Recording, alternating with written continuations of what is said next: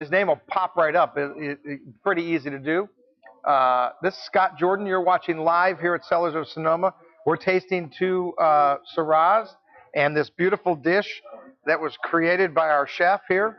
Um, his knife for hire. If you want to have a chef cook you a great meal at home, or you got a big event to do, he's the guy. Give him a call, and he can put this kind of lovely stuff together. That's fantastic. And I guess they can just pretty much customize the meal whatever you want, right? That's another big advantage of choosing private chef over a caterer. Is it's fully customizable. There's no menu that you're ordering off of. There's no I don't put demands on them as the customer. Mm-hmm. They come to me. They say, "This is what I'm thinking," and Wow. I work with them to make it happen the best way possible. Gotta love it. Gotta love it. You know, you bring me a grandmother's recipe from wherever, and I can even make that part of the meal. Beautiful. Customized. You gotta love that. Right in your own home. So give him a call. Heck, you'll probably go anywhere if you pay the airfare. You put me on a plane, I'll get off the other end. Gotta love that. So I asked a question before we took the break. French wine regulations require winemakers to age their wine in French oak barrels. The answer to that is false.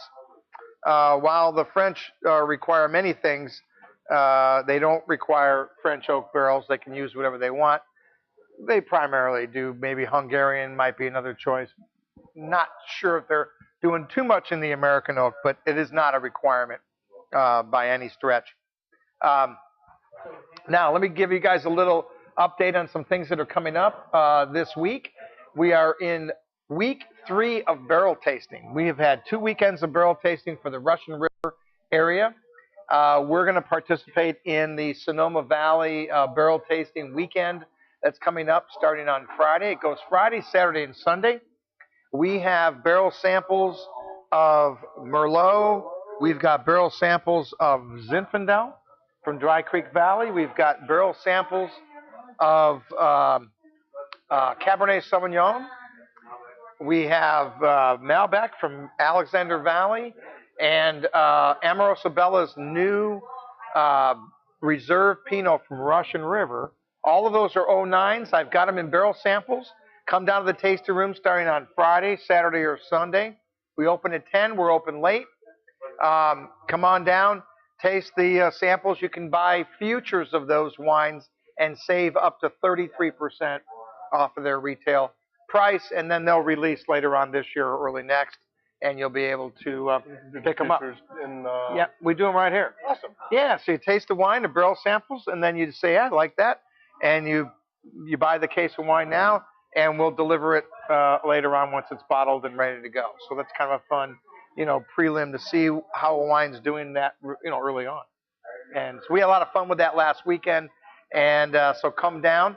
Also on Thursdays now, we have Dustin Saylor. Sorry I don't have a picture up. I keep forgetting to put one up there. Sorry, Dustin. We'll get one up for you. Dustin Saylor is a singer-songwriter, plays here on Thursday nights at 7:30, goes till about 10:30. This kid can sing. He is just a fabulous musician. We are blessed, and he's going to be with us now on Thursday nights, starting this week and moving forward all summer and into the fall. And then on Friday we have John Pita.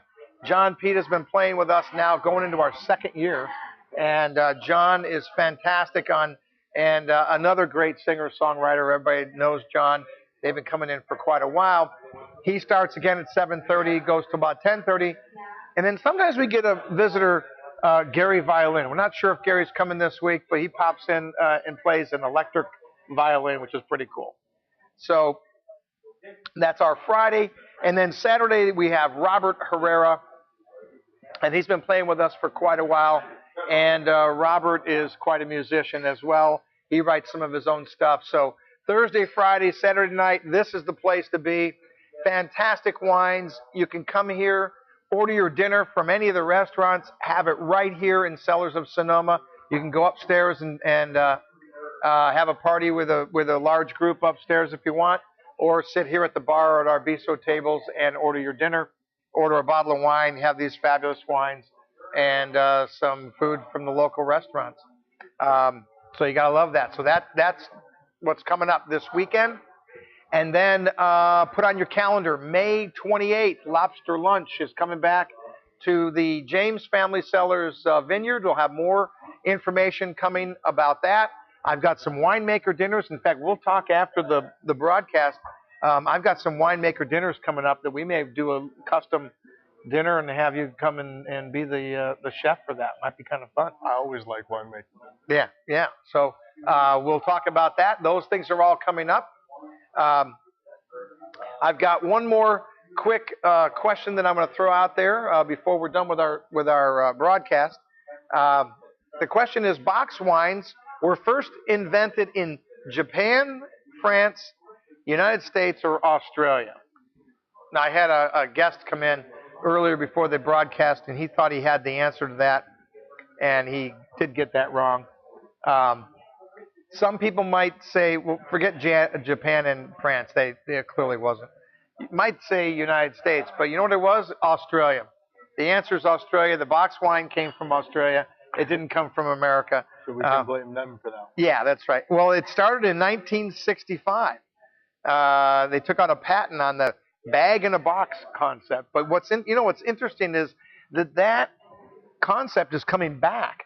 Yeah. I know wineries. I was over in Healdsburg a couple weeks ago, and Deloach with Bosse America, they have a tasting room in Healdsburg, and they've got these wooden casks, and inside there is that box. Right.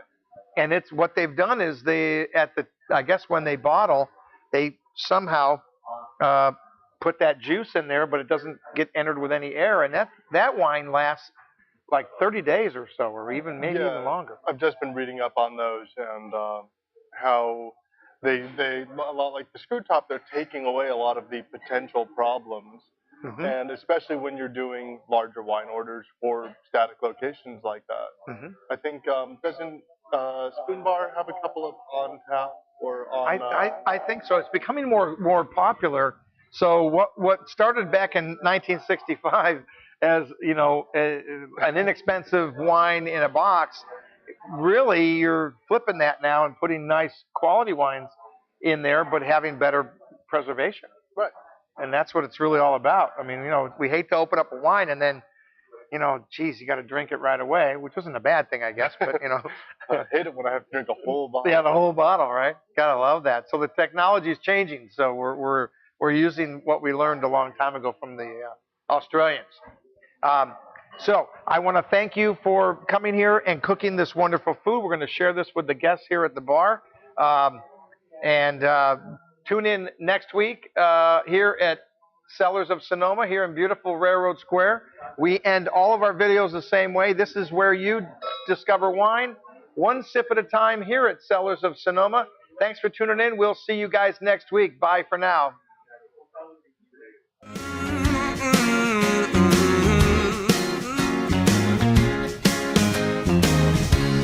I might have to quit, I'll never give up.